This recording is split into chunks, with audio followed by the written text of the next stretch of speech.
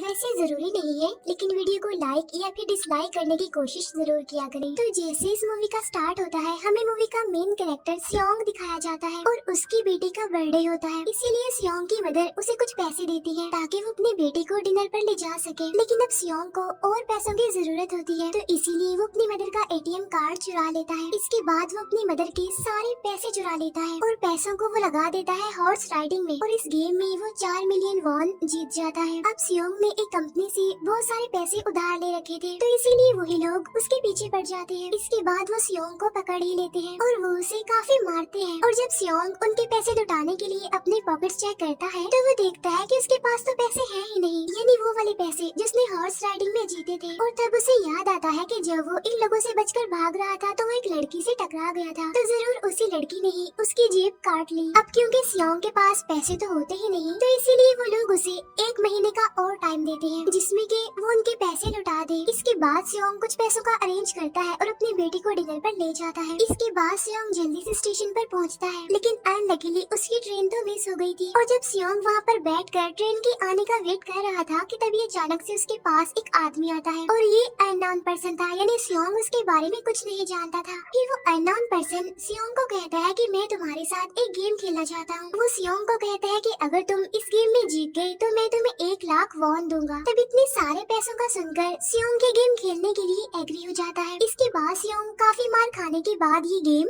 जीत जाता है, यानी वो 1 लाख वॉन हासिल कर लेता है। इसके बाद वो अननोन पर्सन सियोंग को एक कार्ड देता है, ये कहते हुए कि अगर तुम और पैसे जीतना चाहते हो तो इस कार्ड पर जो नंबर लिखा हुआ है उस पर कांटेक्ट करना। इसके बाद सियोंग जब अपने घर जाता है तो उसकी मदर उसे कहती है कि तुम्हारी बेटी अगले साल अपने स्टेप फादर के साथ US में शिफ्ट हो रही है। यहाँ पर हमें ये पता चलता है कि सियोंग की डिवोर्स हो गई है और उसकी वाइफ ने दूसरी शादी भी कर ली है। लेकिन सियोंग कभी भी ये नहीं चाहता था कि उसकी बेटी उससे दूर जाए, लेकिन उसे बहुत सारे पैसे चाहिए होते हैं अपनी बेटी की कस्टडी वापस लेने के लिए, तो इसीलिए सियोंग उस कार्ड वाले नंबर पर कॉल करता है। इसके बाद सियोंग को एक गाड़ी में लाया जाता है जहाँ पर और भी लोग थे, लेकिन फिर उन सारे लोगों को बेहोश कर दिया जाता है। और जब उन सब लोगों की आँख खुलती है तो वो खुद को एक फैसिलिटी में पाते हैं जहाँ टोटल 456 लोग थे, और वो वहाँ पर एज अ प्लेयर थे क्योंकि उन सबको एक यूनिफॉर्म भी पहनाया हुआ था। इस फैसिलिटी का होस्ट यानी लीडर एक आदमी था जो कि फ्रंट मैन था वहाँ पर, और वो सब पर नजर रख रहा था। अब यहाँ पर एक कॉमन चीज थी कि जितने भी लोगों को वहाँ पर लाया गया था उन सब ने कर्जे लिए हुए थे बहुत ज्यादा। सियोंग वहाँ पर प्लेयर नंबर 1 से मिलता है जो कि एक बूढ़ा आदमी था। उस बूढ़े आदमी को ब्रेन ट्यूमर था, यही वजह थी कि वो यहाँ पर आया था क्योंकि उसकी लाइफ तो वैसे भी खत्म ही होने वाली थी। इसके बाद वहाँ पर 2 प्लेयर्स जिनमें लड़के का नाम सैबियोक और लड़के का नाम जेंग होता है, उनके बीच फाइट होती है। अब यहाँ पर सैबियोक वही लड़की थी जो सियोंग के पैसे लेकर भाग गई थी, यानी उसी ने उसकी जेब काटी थी। सियोंग तो उसे देखते ही पहचान लेता है, इसीलिए वो अपने पैसे मांगने के लिए उसके पास जाता है। तभी वहाँ पर कुछ गार्ड्स आ जाते हैं जिन्होंने पिंक कलर का यूनिफॉर्म पहना था और उनके फेस अच्छी तरह से कवर्ड थे। गार्ड्स उन सभी प्लेयर्स को बताते हैं कि तुम्हें यहाँ पर टोटल 6 गेम्स खेलनी होगी और जो इस गेम का विनर होगा उसे बहुत सारे पैसे मिलेंगे।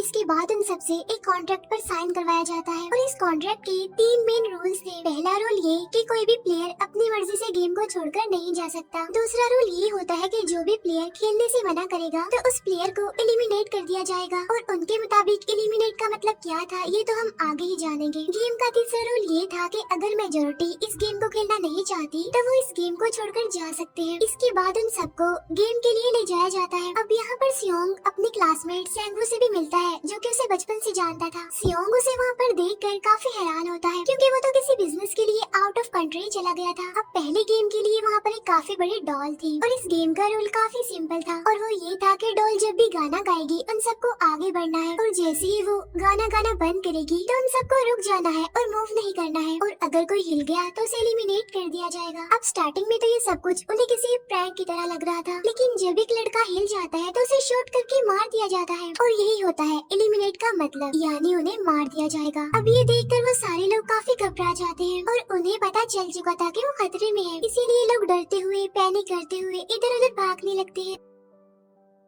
लेकिन अब क्योंकि गेम का रूल था, इसीलिए जो भी हिलता है उसे मार दिया जाता है और जितने भी सर्वाइवर होते हैं वो किसी न किसी तरह इस गेम को कंप्लीट कर ही लेते हैं। लेकिन जो लोग मर जाते हैं उनकी डेड बॉडीज को वहाँ से ले जाया जाता है और अब 456 प्लेयर्स में से सिर्फ 255 ही रह गए थे। अब क्योंकि वो सारे प्लेयर्स इतना ज्यादा डर जाते हैं कि अब कोई भी गेम खेलना नहीं चाहता था। लेकिन जैसा कि रूल नंबर 3 था कि अगर मेजोरिटी चाहे तो वो ये गेम स्किप कर सकती है, तो इसीलिए उनका लीडर यानी फ्रंटमैन वोटिंग करवाता है। लेकिन इससे पहले उन्हें प्राइज मनी दिखाई जाती है, यानी जो विनर को मिलेगी। लेकिन इन केस अगर कोई गेम को छोड़कर चला जाएगा तो ये सारे पैसे मरे हुए प्लेयर्स की फैमिलीज को मिल जाएंगे और ये prize money total 45 billion won होती है। इसके बाद वोटिंग करवाई जाती है जिसमें मेजोरिटी इस गेम को खेलना नहीं चाहती थी, तो इसीलिए गेम को यहीं पर स्टॉप कर दिया जाता है। लेकिन अगर कभी फ्यूचर में वो लोग चाहे तो इस गेम को रीज्वाइन कर सकते हैं। इसके बाद सभी लोगों को उनके घरों पर छोड़ दिया जाता है। नेक्स्ट डे सियोंग पुलिस स्टेशन जाता है और वहाँ पर वो पुलिस को सारी बात बता देता है, लेकिन उन लोगों को सियोंग की बातों पर यकीन नहीं होता और उल्टा वो लोग उसे पागल समझने लग जाते हैं। इसके बाद सियोंग उन्हें वही वाला कार्ड दिखाता है, लेकिन हैरान कर देने वाली बात तो ये है कि उस पर जो नंबर था वो रॉन्ग था। इसके बाद सियोंग जब घर जाता है तो उसकी मदर वहाँ पर नहीं होती। उधर सियोंग का क्लासमेट सेंगू अपनी मदर को छुप कर देख रहा होता है और तभी वहाँ पर सियोंग भी आ जाता है। यहाँ पर सेंगू अपसेट होते हुए सियोंग को बताता है कि मेरे ऊपर 6 बिलियन का कर्ज है। वो बताता है कि मैंने क्लाइंट्स के पैसे लेकर स्टॉक मार्जिन में लगा दिए थे, लेकिन अनलकीली वो सारे पैसे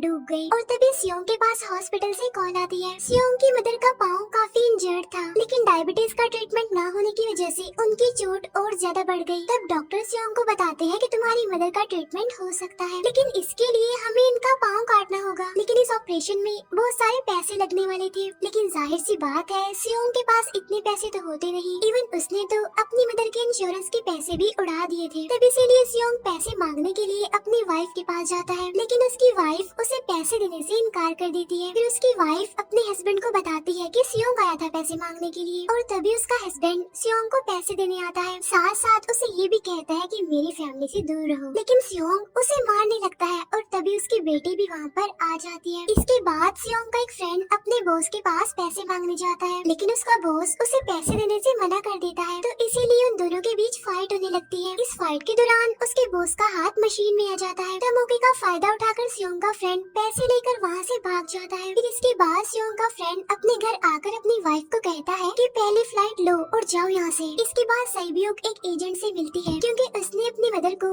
नॉर्थ एरिया से साउथ एरिया में लाना था। साइबियोक वही लड़की जिसने सियोंग की जेब काटी थी, लेकिन यहाँ अपनी मदर को लाने के लिए साइबियोक को बहुत सारे पैसों की जरूरत थी। अब साइबियोक का एक छोटा भाई भी होता है जिससे उसने प्रॉमिस किया होता है कि मैं मदर को जरूर ले आऊंगी। इसके बाद हमें एक ऑफिसर दिखाया जाता है और इस ऑफिसर का भाई कुछ टाइम से मिसिंग था, इसीलिए वो ऑफिसर अपने भाई के घर जाता है, जहाँ उसे पता चलता है कि उसका भाई तो पिछले कुछ दिनों से अपने घर पर भी नहीं आया। और जब वो ऑफिसर घर को चेक कर रहा होता है तो उसे एक कार्ड मिलता है वहाँ पर, और इस ऑफिसर ने सेम ऐसा ही कार्ड पुलिस स्टेशन में सियोंग के पास भी देखा था, तो इसीलिए वो ऑफिसर सियोंग के पास जाकर उसे इस बारे में पूछता है, लेकिन सियोंग उसे कुछ नहीं बताता। इसके बाद सियोंग जब अपने घर जाता है तो उसे वो कार्ड दोबारा मिल जाता है वहाँ पर। अब सियोंग डिसाइड करता है कि वो दोबारा से उस गेम को ज्वाइन करेगा, इसीलिए सभी प्लेयर्स को एक शिप के पास ले जाया जाता है। इधर ही वो ऑफिसर भी गाड़ियों का पीछा करते हुए उस शिप तक आ जाता है। वो एक गार्ड को मारकर उसे पानी में फेंक देता है। इसके बाद उन सभी प्लेयर्स को एक आइलैंड पर मौजूद फैसिलिटी में लाया जाता है। अब यहाँ पर उन्हें जरा भी अंदाजा नहीं था कि अगला गेम कौन सा होगा और उसे कैसे खेला जाएगा। इसके बाद वो लोग अपनी अलग अलग टीम्स बना लेते हैं। रात को साइबियोक और उसकी फीमेल फ्रेंड वॉशरूम जाते हैं। यहाँ पर साइबियोक गार्ड्स की नजरों से बचते हुए उस फैसिलिटी को एक्सप्लोर करने लगती है। तभी वो देखती है कि गार्ड्स बड़े बड़े बर्तनों में कुछ बना रहे हैं, लेकिन अब क्योंकि गार्ड्स को शक हो जाता है तो ये गार्ड वॉशरूम्स को चेक करने के लिए आता है, लेकिन तब तक साइबियोक वापस आ चुकी थी। इसके बाद साइबियोक अपनी फीमेल फ्रेंड को सारी बात बता देती है जो उसने देखा था, लेकिन यहाँ पर सेंगवू उन दोनों की बातें सुन लेता है और वो इस बारे में साइबियोक से पूछता है, जिस पर साइबियोक बताती है कि वो बड़े बड़े बर्तनों में कुछ पका रहे थे। इसके बाद उन सभी प्लेयर्स को प्लेग्राउंड में लाया जाता है, जहाँ पर उनके सामने 4 शेप्स थी। 4 शेप्स में से उन्होंने किसी एक शेप को चूज करना था। अब यहाँ पर सेंगवू को पता चल जाता है कि गेम क्या है और क्या करना है हमें। सेंगो सियोंग को बताता है कि सबने अलग अलग शेप्स को चुनना है। इसके बाद उन सभी को एक छोटा सा बर्तन दिया जाता है जिसमें की शेप्स बनी होती है। अब गेम उनकी ये होती है कि उन्होंने किसी तरह उस शेप को बाहर निकालना है बगैर डैमेज किए। लेकिन अगर शेप जरा से भी खराब हो गई तो उन्हें एलिमिनेट कर दिया जाएगा, यानी मार दिया जाएगा। अब यहाँ पर सेंगो तो इजिली उस शेप को निकाल लेता है, लेकिन सियोंग इतना ज्यादा घबरा जाता है कि उसकी हालत खराब होने लगती है। लेकिन फिर वो किसी न किसी तरह करके इस गेम को भी जीत लेता है। इसके बाद उन सबको वापस से रूम में लाया जाता है। अब यहाँ पर 187 प्लेयर्स वापस आए थे, जिनमें से अब सिर्फ 108 ही रह गए थे। इसके बाद उन सबको खाने के लिए ले जाया जाता है, लेकिन खाने की वजह से जैंग की एक लड़के से फाइट हो जाती है, जहाँ पर जैंग उस लड़के को इतना ज्यादा मारता है कि वो मौके पर ही मर जाता है। इधर ही हम देखते हैं कि उन प्लेयर्स में से एक डॉक्टर होता है जो गार्ड्स के साथ मिलकर मरे हुए लोगों के ऑर्गन्स निकाल कर उन्हें चाइनीज को बेचने का काम करता है। इसीलिए जब भी डेड बॉडीज को ले जाया जाता है तो वो डेड बॉडीज को गायब कर लेते हैं, क्योंकि ये सब कुछ एक प्लान के अकॉर्डिंग चल रहा था। क्योंकि ये सारा कुछ फ्रंट मैन से छुप कर हो रहा था। यही वजह थी कि कंट्रोल रूम में भी उन्होंने अपना ही एक आदमी बिठाया हुआ था जो कि उन लोगों की सारी वीडियो फुटेज डिलीट कर देता था। और गार्ड्स तो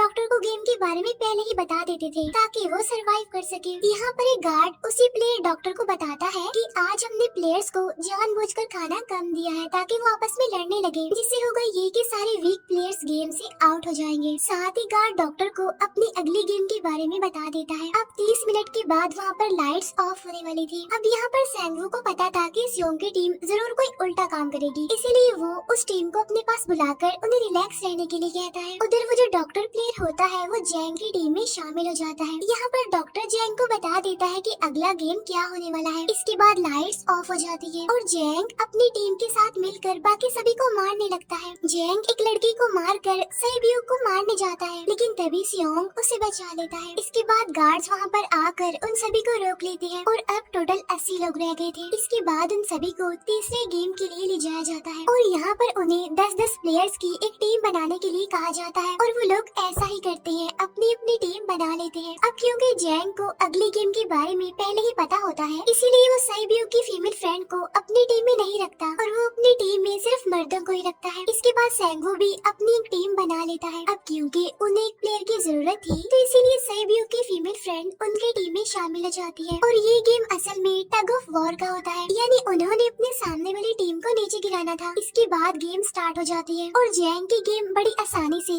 इस गेम को जीत लेती है। इसके बाद बारी होती है सेंगवू की टीम की। तब प्लेयर नंबर 1 यानी वो बूढ़ा आदमी कहता है कि मैंने अपनी जिंदगी में बहुत सारी टग ऑफ वॉर्स खेल रखी है, इसीलिए उन सबको गाइड करता है कि इस गेम को कैसे जीतना है। तो इसीलिए वो लोग किसी न किसी तरह करके इस गेम को जीत जाते हैं। फिर दिखाया जाता है कि 30 मिनट के बाद दोबारा से लाइट्स ऑफ हो जाएंगी, जिस पर सेंगवू उन सबको कहता है कि रेडी रहना। तो इसीलिए वो डिसाइड करते हैं कि एक एक करके हम पहरा देंगे। अब जैंग की टीम में एक से बढ़कर एक चालाक प्लेयर था, तो इसीलिए जैंग को डर होता है कि कहीं उसकी टीम उसे ही साइड पर न लगा दे, यानी उसे ही अपने रास्ते से न हटा दे। दूसरी तरफ डॉक्टर और गार्ड्स मिलकर डेड बॉडी की ऑर्गन्स निकाल रहे होते हैं और इन ऑर्गन्स को डिलीवर करने जाना था गार्ड नंबर 28 एंड 29। तब वो सभी एक डेड बॉडी के बारे में बातें करने लगती हैं जिसकी सिर्फ एक किडनी थी और वो उसे ज़ॉम्बी कह रहे थे। अब यहाँ पर जो गार्ड नंबर 29 था, यानी जिसने वो ऑर्गन्स डिलीवर करने जाने थे, वो कोई और नहीं बल्कि वो ऑफिसर था जो गार्ड के बेस में वहाँ पर आया था। और ये सब बातें सुनकर उसे शक होता है कि शायद ये लोग मेरे भाई की बात कर रहे हैं, क्योंकि उसकी भी एक ही किडनी थी। इसके बाद नंबर 28 और 29 यानी वो ऑफिसर ऑर्गन्स को डिलीवर करने के लिए चले जाते हैं। रास्ते में वो ऑफिसर नोटिस करता है कि टनल में तो बॉम्ब लगा हुआ है। तब नंबर 28 उसे बताता है कि जब हम यहाँ से बाहर निकलेंगे तो इस जगह को ब्लास्ट कर दिया जाएगा। अब यहाँ पर वो ऑफिसर नंबर 28 से और इन्फॉर्मेशन लेने की कोशिश करता है, इसीलिए नंबर 28 को उस पर डाउट होने लगता है, इसीलिए वो उस ऑफिसर को अपना फेस दिखाने के लिए कहता है। अब यहाँ पर वो ऑफिसर अपना फेस भी दिखा देता है, साथ साथ वो नंबर 28 पर गन पॉइंट भी कर देता है। साथ साथ वो ऑफिसर उससे एक किडनी वाले आदमी के बारे में पूछता है कि वो कौन है जिसे तुम ज़ॉम्बी कहते थे, जिस पर वो नंबर 28 उससे कहता है कि वो तो एक लड़की थी। अब यहाँ पर नंबर 28 उस ऑफिसर को कहता है कि तुम लीडर के रूम में जाकर सारी इन्फॉर्मेशन देख सकते हो, वहाँ पर सबका डाटा है। ये जानने के बाद वो ऑफिसर नंबर 28 को मार डालता है। उधर वो डॉक्टर गार्ड से अगली गेम के बारे में पूछता है, लेकिन इस बार गार्ड्स को भी अगली गेम के बारे में पता नहीं होता। तब इसीलिए डॉक्टर को गुस्सा आ जाता है और वो एक गार्ड को पकड़ लेता है और उनकी फाइट होने लगती है। इसी फाइट में डॉक्टर उस गार्ड को मारकर वहाँ से भाग जाता है। इसके बाद एक गार्ड भी उसका पीछा करता है और वो दोनों प्लेग्राउंड में आ जाते हैं। यहाँ पर गार्ड डॉक्टर को अपनी बातों में फंसाकर उसे मारने वाला होता है, लेकिन तभी लीडर इन्हीं फ्रंटमैन आकर उसे मार डालता है और बाद में उस डॉक्टर को भी मार डालते हैं। साथ साथ इन्हें वहीं पर नंबर 28 की डेड बॉडी भी मिल जाती है, जिससे इन्हें ये पता चल जाता है कि फैसिलिटी में कोई घुस गया है। उधर वो ऑफिसर लीडर इन्हें फ्रंटमैन के रूम तक पहुँच जाता है, तो वो चेक करते करते एक ऐसे रूम में जाता है जहाँ पर सबके रिकॉर्ड्स थे, और जब वो ऑफिसर रिकॉर्ड चेक कर रहा होता है तो उसे सभी विनर्स की एक लिस्ट मिलती है, जिसमें उसके भाई का भी नाम था, यानी वो भी कभी विनर था। उधर सभी प्लेयर्स को फोर्थ गेम के लिए ले जाया जाता है, जहाँ पर उन सबको अपना अपना पार्टनर चुनने के लिए कहा जाता है, और वो प्लेयर्स करते भी ऐसा ही है, अपना अपना पार्टनर चुन लेते हैं। सहीब्यू की फीमेल फ्रेंड भी अपना पार्टनर ढूंढने की कोशिश करती है, लेकिन कोई भी उसका पार्टनर बनने को तैयार ही नहीं था। इसके बाद सभी प्लेयर्स को 10-10 मार्बल्स दिए जाते हैं। असल में ये गेम ऐसी होती है कि एक प्लेयर को अपने पार्टनर से सारे मार्बल्स लेने होते हैं बगैर कोई जोर जबरदस्ती किए, और जो दूसरा पर्सन होगा यानी जिसके पास मार्बल्स नहीं होंगे उसे मार दिया जाएगा। फिर सैंगवू और सियोंग का फ्रेंड ऑड और इवन का गेम खेलते हैं, जिसमें कि उन्होंने गेस करना था कि सामने वाले के हाथ में कितने मार्बल्स हैं। अब यहाँ पर सियोंग का फ्रेंड सैंगवू के सारे मार्बल्स जीत जाता है, जिसकी वजह से लास्ट में सैंगवू के पास सिर्फ एक ही मार्बल बचता है। अब क्योंकि सैंगवू को पता चल चुका था कि अब वो बच नहीं पाएगा, इसीलिए वो सियोंग के फ्रेंड को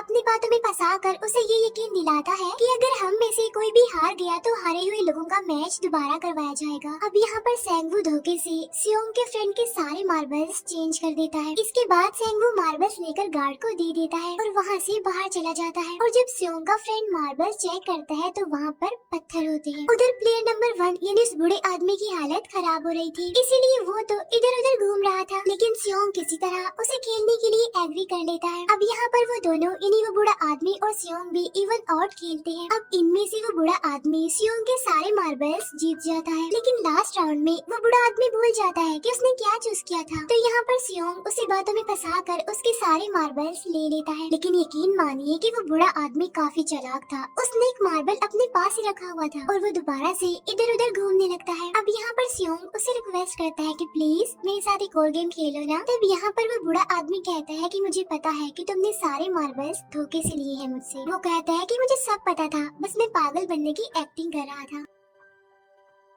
तभी सुनकर सियोंग को उस पर तरस आ जाता है और वो उसे ही सारे मार्बल्स दे देता है। उसके बाद सहीब्यूक और उसकी फीमेल फ्रेंड भी गेम खेल रहे होते हैं। उनकी गेम ये होती है कि जो मार्बल्स को दीवार के ज्यादा करीब फेंकेगा वही जीतेगा। पहले सहीब्यूक अपने मार्बल्स फेंकती है, लेकिन जब सहीब्यूक की फ्रेंड की बारी आती है तो वो अपने सारे मार्बल्स फेंक देती है। लेकिन जब सहीब्यूक ये देख लेती है तो वो अपने फ्रेंड को दोबारा फेंकने के लिए कहती है, जिस पर उसकी फ्रेंड कहती है कि नहीं सहीब्यूक, मैं बिल्कुल अकेली हूँ, मेरे पीछे तो कोई भी नहीं है, लेकिन अगर तुम्हें कुछ हो गया तो ये अच्छी बात नहीं है, तुम्हारे पीछे तुम्हारा छोटा भाई है, तुम्हारा वेट कर रहा है। और इसी वजह से सहीब्यूक की फ्रेंड को मार दिया जाता है। इसके बाद उन सबकी डेड बॉडीज को वहाँ से ले जाया जाता है। इसके बाद वो सब वापस से रूम में आ जाते हैं। यहाँ पर जैंग देखता है कि सहीब्यूक की वो वाली फ्रेंड तो अभी तक जिंदा है, जो कि बड़ी आराम से बैठी हुई थी। अब यहाँ पर हमें पता चलता है कि सहीब्यूक की ये वाली फ्रेंड जैंग की भी फ्रेंड थी, लेकिन अब क्योंकि उन दोनों के बीच किसी बात को लेकर क्लैश चल रहा था तो इसीलिए जैंग की वो फ्रेंड उसे बुली करने लगती है। इसके बाद फ्रंटमैन को एक डेड बॉडी के पास उस ऑफिसर का आईडी कार्ड मिल जाता है। तभी फ्रंटमैन को पता चलता है कि उसके सारे वीआईपीज आ चुके हैं, तो इसीलिए फ्रंटमैन उन्हें लेने के लिए चला जाता है। फिर सारे वीआईपीज को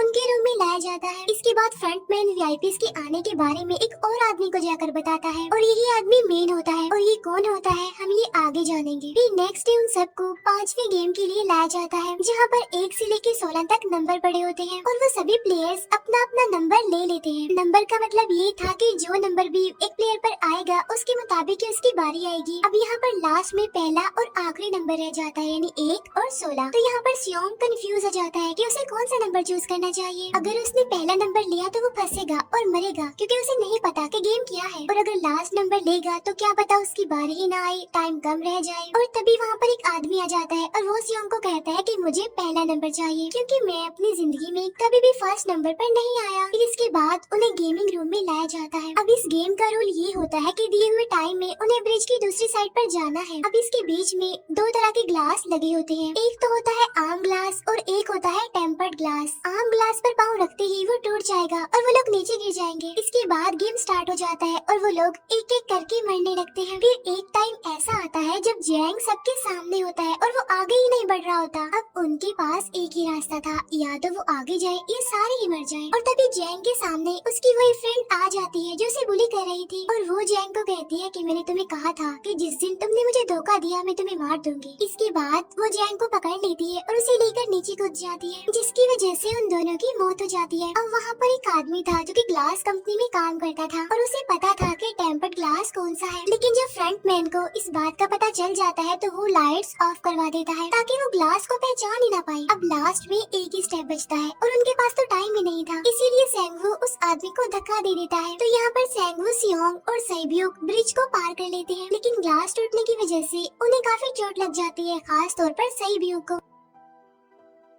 उधर उस ऑफिसर ने एक सर्वेंट को मारकर उसकी जगह खुद ले ली थी। अब एक वीआईपी को उस ऑफिसर पर शक होता है और वो उसे कहता है कि अपना मास्क रिमूव करो, लेकिन वो ऑफिसर कहता है कि ठीक है, लेकिन मैं अंदर जाकर अपना मास्क रिमूव करूंगा। इसके बाद वो ऑफिसर उस वीआईपी को लेकर अंदर चला जाता है। अंदर जाकर वो ऑफिसर उस वीआईपी को बेहोश कर देता है और इस बात का पता फ्रंट मैन को चल जाता है, इसीलिए फ्रंट मैन उसके पीछे जाता है और वो उस ऑफिसर को देख लेता है, इसीलिए वो ऑफिसर वहाँ से भागकर आइलैंड पर आ जाता है। फ्रंट मैन भी उसका पीछा करते हुए वहाँ पर आ जाता है। अब यहाँ पर वो ऑफिसर अपने सीनियर्स को कॉल करने की कोशिश करता है, लेकिन कॉल कट हो जाती है। फिर वो ऑफिसर उन्हें सारे सबूत भेजता है, लेकिन वहाँ पर नेटवर्क नहीं था। इसके बाद फ्रंट मैन ऑफिसर को पकड़ लेता है और उसे उनके साथ चलने के लिए कहता है, लेकिन वो ऑफिसर तो उस फ्रंट मैन पर गोली चला देता है। इसके बाद फ्रंट मैन अपना मास्क उतार देता है, तो वो ऑफिसर देखता है कि वहाँ पर कोई और नहीं बल्कि उसका अपना भाई है वो। इसके बाद ऑफिसर का भाई यानी फ्रंट मैन उसे शूट कर देता है और वो जाकर पानी में गिरता है। उधर ग्लास लगने की वजह से सैब्यूक काफी इंजर्ड हो गई थी और उसका बहुत सारा खून भी बह रहा होता है। इसके बाद इन सर्वाइवर्स को